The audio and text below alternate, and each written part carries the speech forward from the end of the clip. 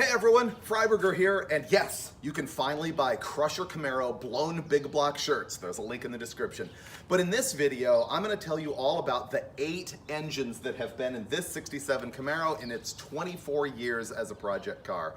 This car is pretty well known for magazines, videos, and stuff like that, and I change it up all of the time. I mean, sometimes I'll drive an engine like 3 times and then swap it out and put in something else.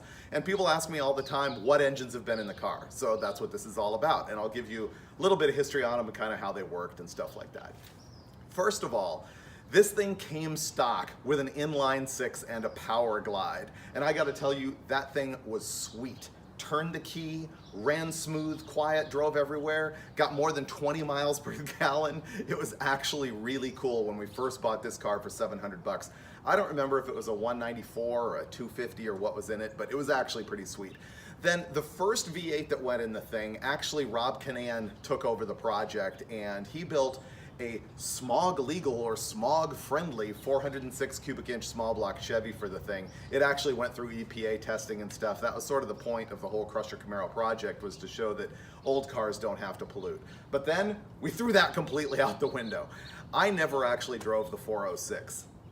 The next engine that went in it, Roma Gonigal actually was in charge, and he put in an all aluminum 632 cubic inch tall deck big block. The problem with it is it really didn't make that much power. I can't remember what it was. It was like 700 horsepower, which sounds like a lot, but for a 632 really wasn't. And the car was really loud and rowdy, and it had big header mufflers that dragged the ground, giant headers. They had to cut the K-frame to get it in the car. And I drove the thing a couple times that way and honestly just didn't like it. I didn't think it was that good of a package. That engine came out of the car, Rose sold it, and the car sat around for a long time with no engine in it. And that's when I bought the car back. I had originally bought the thing for 700 bucks out of the junkyard, then sold it to the magazine, and then I bought the thing back.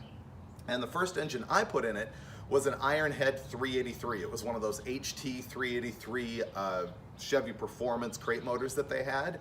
And then after that, I put some aluminum heads on it, and the thing ended up running like 1220s or something like that. It would pick up the front end that much. It was a really nice, just typical street machine combo.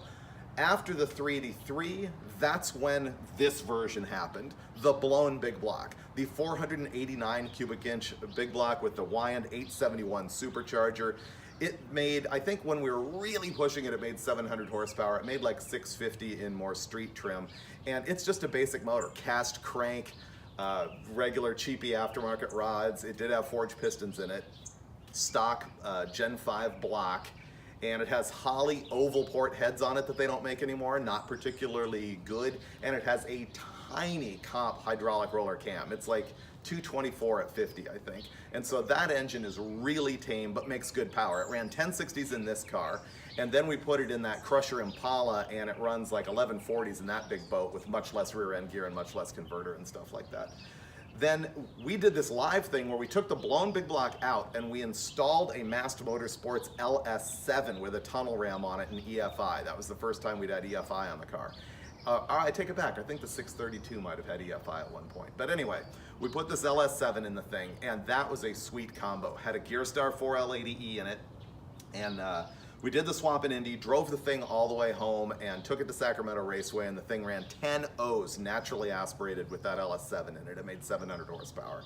That was a really cool combo, but it was a borrowed engine, and so I took that out. The next thing that went in was a Magnuson supercharged LS3. It was a 427 LS3, just a crate motor from Blueprint Engines, and I actually don't remember what happened with that.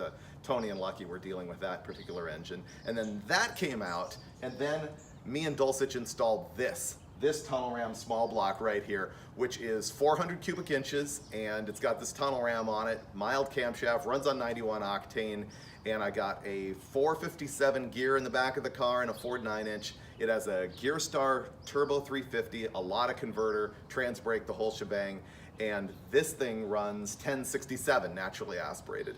So there you go. That's the story of the 8 engines that have been in the Crusher Camaro so far. I think we're heading for 9. I've got a couple goals for this. One is put the blown big block back in it, or actually I want to build an all aluminum blown big block for it.